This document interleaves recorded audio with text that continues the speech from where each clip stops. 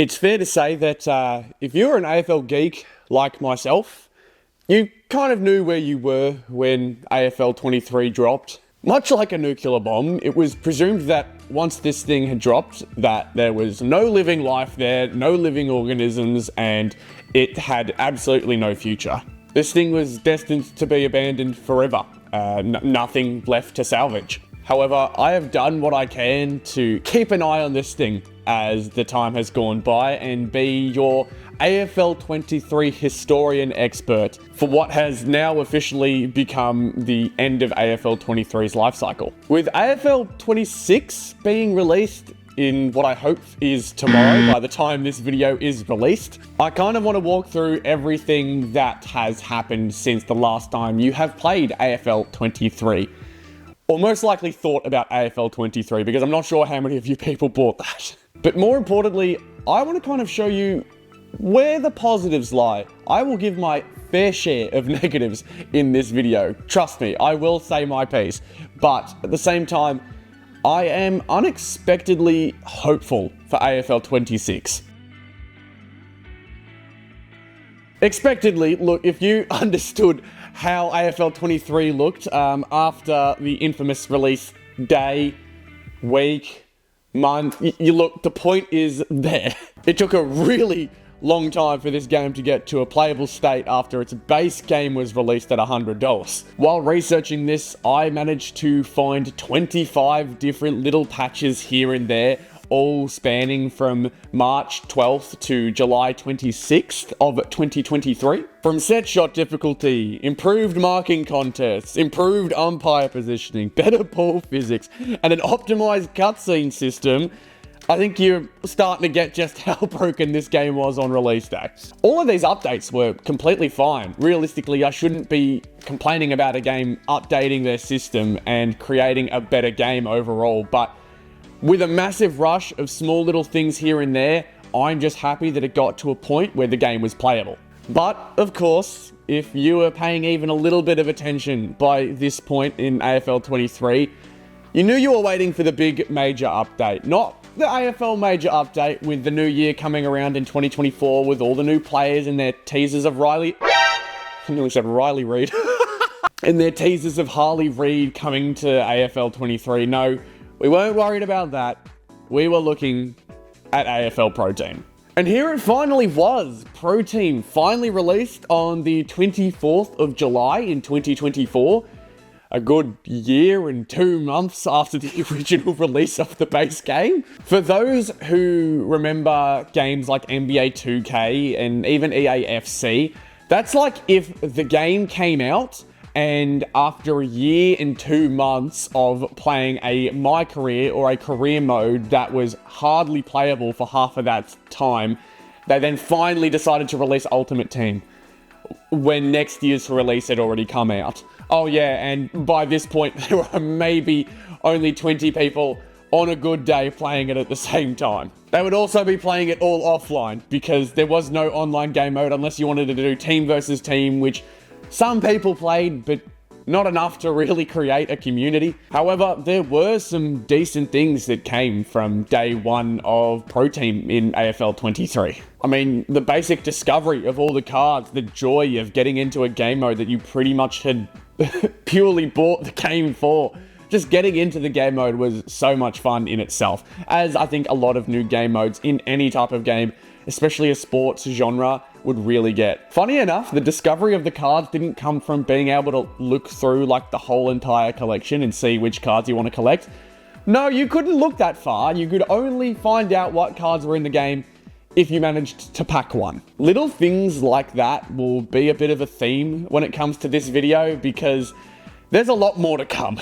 However, I'm a lot more open to kind of excuse this stuff because this is Big Ant's first attempt at doing something like this. From what I was able to find, they had never done a Pro Team mode in a sports game up until this point, so they were trying to create their own type of thing. They weren't trying to just copy off of other different games, and I'm aware of that, so I was open to them trying different things, but when little things like that pop up, it's still going to get some criticism if necessary. And at the end of the day, sometimes you do need to just release certain aspects out into the wild, get some feelers on the feedback from the community, and decide from there what changes you do need to make in the good and in the bad. What do you need to take out? What do you need to put in? However, and I hate to bring it up again, I hate that it feels like they needed to get the feelers out an entire year and a bit from the release of their original game, which honestly feels like the complete opposite of the right time to get the feelers out for your game,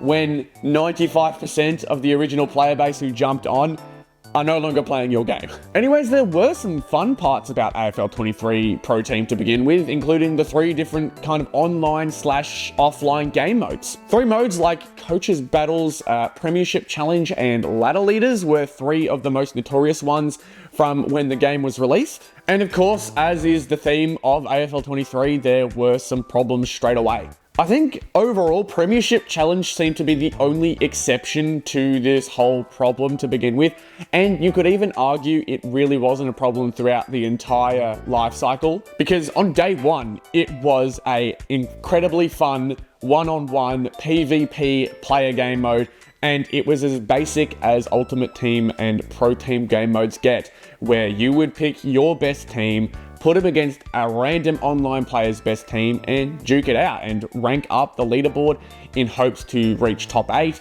As the season would continue, the leaderboard spots would get chopped off, so you'd only earn the rewards up to a certain point, but it seemed to be the really early front runner for the most competitive mode in the game. And it really felt like a breath of fresh air considering what we had to begin with for the first year and 2 months. Because it was day 1, you could consistently find game modes, come up against new teams and new players, and the game was so much fun on that day 1 of Pro Team. You felt like you could continuously change your team around, add new players, do new things, and this game mode was where it all really vibed out and had a great time. The glaring exception was that this game mode had not been touched, and this game had not been touched for so long.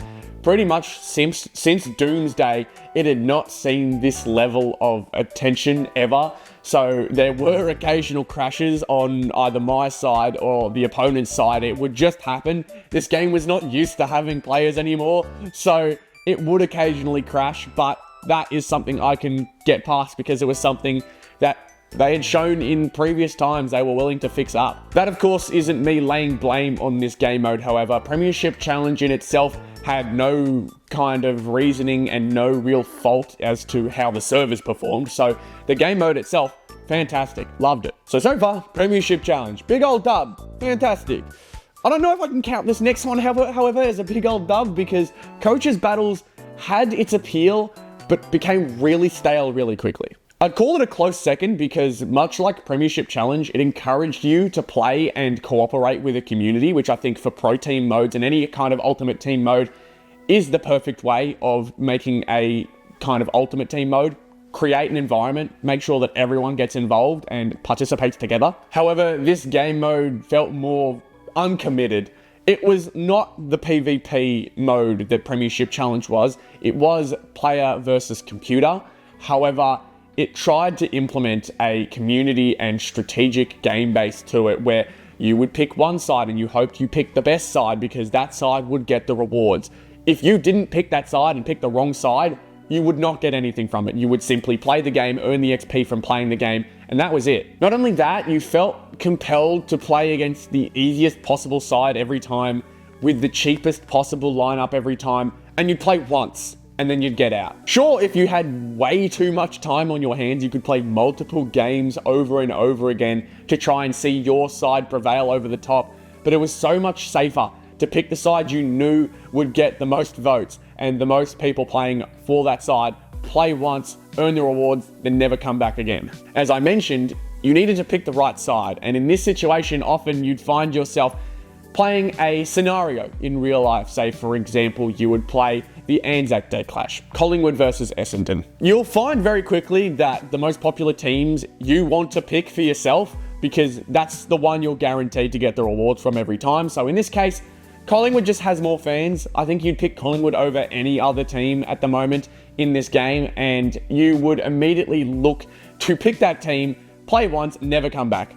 If you picked Essendon, you are actively giving yourself a disadvantage and basically guaranteeing that you were not earning rewards. As a North fan, I would never choose North Melbourne. It almost felt like a complete waste of time unless it was up against GWS and Gold Coast, and even then it wasn't safe. It certainly is a game mode that had potential, and I was willing to kind of see out and see how they played with it, but I never really gave it more of a passing glance, an occasional try, and not too much from there. Finally, you've got ladder leaders, and despite what I'm going to say about this was the game mode I played the most on day one, because it was the easiest to get started into. There were so many different games you could play. The level of entry was really, really low. You could rock up with your base team, play a game, earn your rewards, and get spit back out without really having too much trouble, and then jump back into another game. If you're an NBA 2K junkie, I could best compare it to Domination, where you would play each team in the NBA or that the game had kind of given you, look to beat every team by a certain amount or complete these certain objectives, and it would then give you your rewards and push you on to the next team. What's also good about this mode was that you didn't risk contracts, which is something that I will get into a little bit later. However, this, of course, was the game mode that I picked to have the most flaws. And I say that because the game almost made it impossible for you to complete a ladder. There were 5 or 6 different ladders to choose from, and the game didn't make it terribly difficult to earn tickets to keep jumping in the ladder. But my main problem with it, especially on day one, games took way too long. There were some games during those initial ladders where you would have to play 20-minute quarters, as in a full AFL game's worth of AFL 23, and if you haven't even tried it since release, God could only imagine if you would look to try that during the actual Pro Team release, because my God, games were getting to ridiculous points where you would have 400 to 500 points scored for your team and you would kind of just start going brain dead. Of course, this score in real life is impossible to do unless you're playing North Melbourne, but that besides the point. The mode absolutely needed some changing in the future. To Big Ant's credit, they did change up the total times for games in the second season. But honestly, what was most exciting about this game finally was that you could now complete your fantasies. You could create your own team, add a whole bunch of different players together, and live out this dream of AFL gaming that you only thought about, you never really got to experience until now. It took so long, but day one really hit for me. It finally created that moment that I was really hoping that AFL would get to, where I felt like I was ready to build my team. You know, you'd look to work hard and continuously improve your team through that hard work. And you would work really hard to build this team, because the beauty of other games, you've got basketball where you only need 12 players to fill out the team. AFL, you need 22. And the biggest thing that came up with the amount of players you would have is you would run out of contracts very quickly. Honestly, considering how many people who came to the game mode were new, you needed to use your best players every single time. If you hadn't touched the game since the game had been released, God, maybe this was your first time even touching the game because you were waiting for Pro Team to come out. You needed to learn how to play this game. And that was best done by using your best players. So, of course, you need to find contracts. And wouldn't it be funny that the only way you could earn contracts in Season 1 is by opening up some packs, of course. Of course, you could use footy points to open up these packs, but it became very clear from day one that you were going to have to open up your wallet to get some of these contracts. It also kind of gives you an idea as to why that Big Ant stuck with the release of this Pro Team, despite the whole promise of bringing Pro Team to the game. They very easily could have not, and no one would have cared. But when you saw Pro Team released, you started to understand why, despite the peak of their popularity being a whole year past them, they still needed this game mode out in the wild. I think I mentioned before there were ways you could get around this problem by using lower tiered players and making sure that your best players were only ever used when you came up into game modes that you actually needed them, hence Premiership Challenge. But yeah, like I mentioned, when you are releasing a game mode after a year and almost a quarter of time, People need to know how to play the game, and they need to be given a little bit of leniency. I was really hoping that they'd understand that and they would be able to use these players more often and be given a bit more of an understanding from the developers. And while they were given some pretty decent players to start with, you're also trying to work this out with a 18-player team from the get-go. There's 18 different contracts being used. This is very much not like NBA 2K, where you're only really worried about 5. And while you could use your footy points that you earned from playing the game to renew their contracts and give them some more contracts, that became a problem in itself, because the only way you could get yourself new players was by purchasing packs with footy points. Of course, you could also reach in and use Pro Team coins and use your wallet to get these players, but a lot of people did not want to do that. You may also be asking, why not just search out the auction house? Most of these Pro Team and Ultimate Team game modes have an auction house where you can search up a certain player and just aim for them. You don't have to go and purchase packs. You can simply save up your footy points or save up your Pro Team coins, whatever it may be, and go ahead and buy the player.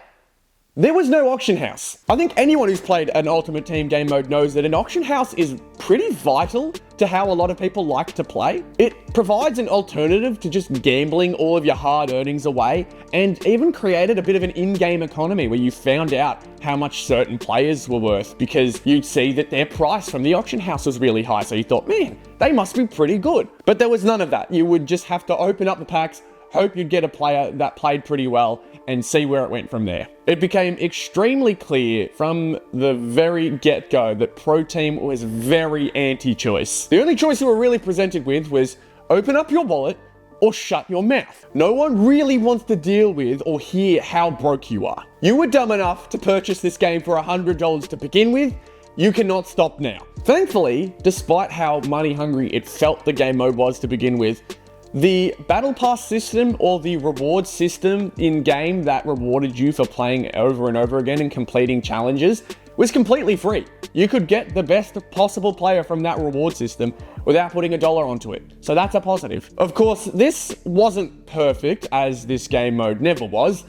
You had a lot of problems when it came to the challenges that actually rewarded you for this stuff. There were times where I would play a game, know that I had gotten some statistics that the challenges were looking for, and it just never gave me the XP for it. Some of these goals were ridiculous. Even for seasonal objectives, it'd ask you to kick, I'm pretty sure, thousands of goals. Don't quote me on that, but it was a lot, and I get that it's a seasonal objective, but dear God, I do not want to sit in rookie game modes constantly kicking 50 goals per game over what could have potentially been 10 plus games just to earn a little bit of XP to maybe go up one level. It seriously became a chore to rise up that XP ladder. It honestly wouldn't surprise me if that XP ladder and the grind in itself turned people away from playing the game. And while I understand that game modes like this thrive off of you grinding the game, that's how you get the best possible teams,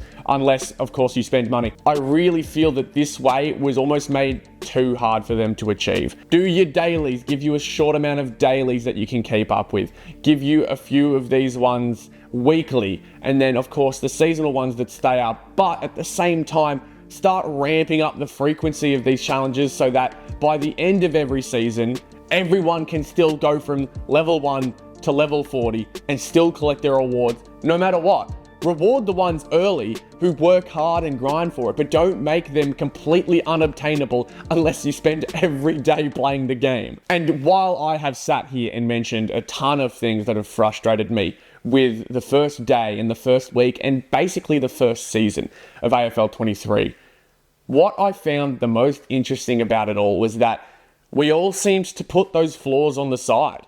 We managed to make it work for a little bit. And Season 1 was pretty good, despite the fact that the game mode and the game itself could have had way more people playing in Season 1 if there was a pro team to begin with this game. There were a lot of people who were okay with how this game came out. It felt like the very first time I had seen anyone genuinely enjoy AFL 23 before. The game was nothing near perfect, yet here I am in an October live stream playing and grinding out the game and enjoying myself. It was legitimately some of the most fun I had had playing video games all year. Although that may not be saying much, as I do play Fall Guys in a competitive spirit still to this day. The unfortunate part about that fact is that there is nothing to stop me. I am completely gone. With this time, however, of October, as I mentioned, being brought up, what was interesting about it is this was when Season 2 had been released.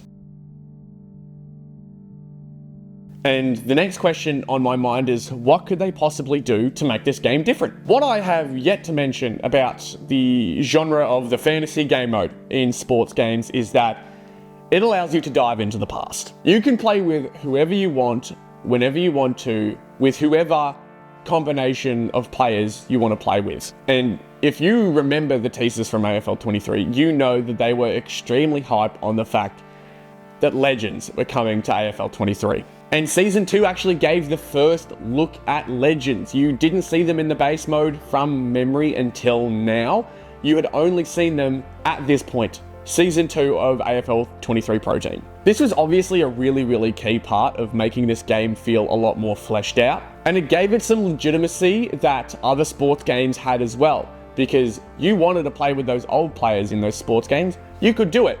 Now you could do it with AFL 23. The amount of Legends that came out in the first week of Season 2 wasn't anything mind-blowing, but it was still super cool to see one when it popped up in your pack. A personal favourite of mine was Spider Everett. I got to use his Sapphire card, and that was an absolute blast to do. What Season 2 also represented to me was a deeper analysis into gameplay.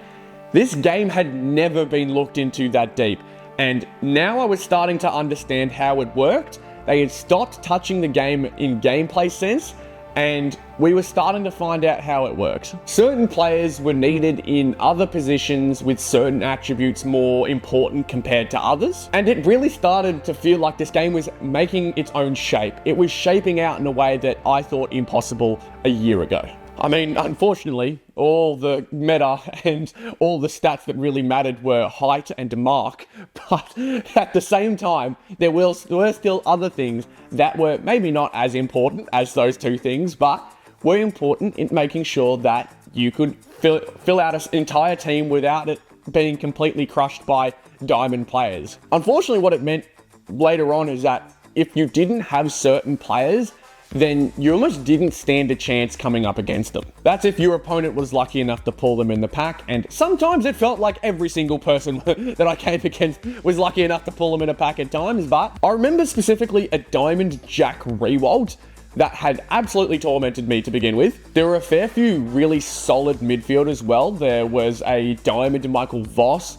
I believe there was a Diamond Nat Fife in there as well. And also some other modern tier players had managed to get themselves a diamond card, such as Bontempelli. I believe I had seen Rosie. Paddy Cripps was another one that had managed to get to diamond tier. And my biggest problem was that if you ever came up against them with an emerald player in your midfield, you were pretty much done. For me at this time, it really felt like the game was starting to become more pay to win than ever, which is obviously not what you want to hear from a player's perspective, but it is pretty much exactly what any company would love to hear from a profit perspective. And you would have to be stupid to think that Big Ant weren't going to drag their staff kicking and screaming to the release of this game mode if they weren't going to see this mode pay off monetarily. Lucky for myself, I had already had a good 6 to 7 years of experience with 2K. They had gotten me for the 7th time, but I would not be got for the 8th time. They had taught me that lesson of, if you are spending half of your weekly paycheck on this game, then it's probably time to get out. And like I said, I had only fallen for it 7 times, so Mum, I promise you, it's not a problem. There are also some different themes that they had released into this game, including some All-Australian cards, some Premiership winner cards. And this wasn't just restricted to modern players, this brought back some old players like Alistair Clarkson is one that comes to mind. Some of these themed cards also showed up in the Battle Pass or progression tiers that I had mentioned previously, with a really good pink diamond, I think it was, Dustin Martin coming in that season, I believe. They also had introduced a Team of the Week system where it would give players who had performed well in real life the opportunity to earn themselves a brand new card with increased stats, and this gave players who maybe couldn't have earned a diamond tier card with the way they had played up until that point in their career, but 1 week doing well, and there you go, you've got yourself a sapphire card, or in some cases like Rowan Marshall, a diamond card. That being said though, there wasn't really all that much coming from Season 2. At least nothing brand new and exciting, like a brand new game mode or a brand new way of playing the game. Nothing like that really happened for the rest of Season 2. And while we all, or maybe not all, sat and wait for Season 3 to come, we found the player base once again dwindling to the players it had seen pre-Pro Team release. Now, as I mentioned before, with the pay-to-win scheme starting to become more of a problem, I jumped out at Season 2. From now on, I'm going to kind of be relying on my Discord mates who I had managed to create a community with in my Discord, which of course you should check out, but a lot of my descriptions and my feedback and the way this game has been played out is going to come from them. The player that I'm going to be consistently bringing up for this one, he goes by BibJib in my Discord, so I very much thank him for giving me a bit of a roundup of the seasons from now. And I was genuinely surprised by a few of the things he had mentioned to me, because it brings up a few of the things I've mentioned previously, but in a way I never thought that Big Ant would go about it. There was really just one main thing about Season 3 that BibJib had to mention, and that was the fact that the game had released its first ever 99 overall card. That was Patrick Cripps as the level 40 XP reward. He also went on to mention that basically nothing else really happened either. And that in itself is something that is really worrying, I think, if we're going to be discussing AFL 26 in the near future. But even worse is that Season 4 had less to mention. From what it looks like, there were still new cards being released, but nothing game-breaking, no new game modes, no new massive rewards, just players slightly increasing from where they were previously. The only line that he'd really mentioned was even more legends added to the game, which, yeah, is cool. Don't get me wrong, we love new players, but the notoriety and the specialty of having legends join the game more and more would definitely be beginning to kind of wane as the seasons go on, especially for if those players who are still around by Season 4 were still consistently playing. Note that in between all of that, I have just summarized 2 seasons in much shorter of a time as I did compared to the rest of this video. I went ridiculously in depth with Seasons 1 and even Season 2, but 3 and 4 I managed to get done in a paragraph, so I'm feeling good. Devs really went out and went like, okay, I'm a fight pro team, damn, 0 player base, kinda got hands. Season 5, however, which is the final season of AFL 23 confirmed, as it is the current season they are in, just before AFL 26 is being released, it finally introduced the auction house. Remember that little thing that I got angry about them not even adding in to begin with in the game? That finally rocked up, and if I had a choice, I would like to go back into a time machine, slap that man in the face, and tell him to stop talking. Because what Big Ant did may be worse than anything I've seen them do in the entire AFL 23 life cycle. You could finally search up a player that you wanted to put into your team and save up to add that player into that team. All of those countless footy points that you had been working so hard for and put countless amounts of hours into the game to try and earn could finally be used to play. What? What do you mean you can't use footy points? What do you mean the only way you can buy them is by using Pro Team coins? How? How do you ruin the one thing that is damn near impossible to ruin? When I found this fact out, I hit one of those really disappointed sighs that like your mum or your dad give you when you tell them that you can't find something that they've sought you out to go and find, knowing damn well that they're about to find it within 10 seconds of you asking. Yeah, it's that kind of dread that I kind of felt with this news. A bit of an unrelated fun fact, my family actually named that feeling after me. So that kind of explains a bit about my nervousness and anxiousness in life. Unrelated though, who cares? But in legitimate seriousness, this auction house should not have been added the way it was in. And it should have been added way, way longer ago, like when this game came out type long ago. I mean, you can make the argument that at least it's no longer gambling and you can actually find a player that you've got interest in and then go ahead and use them for your team without having to take the risk of buying packs. But my question after that is then what the hell are the reasoning for footy points? At this point, footy points are only really useful for opening packs now and occasionally bailing your players out with contracts. This really, really saddened me when I heard this said from BibJib because I had legitimately thought that they had added something that made the game a lot more fresh, a lot more enjoyable, and an easier way to play with the players that you actually want to play with.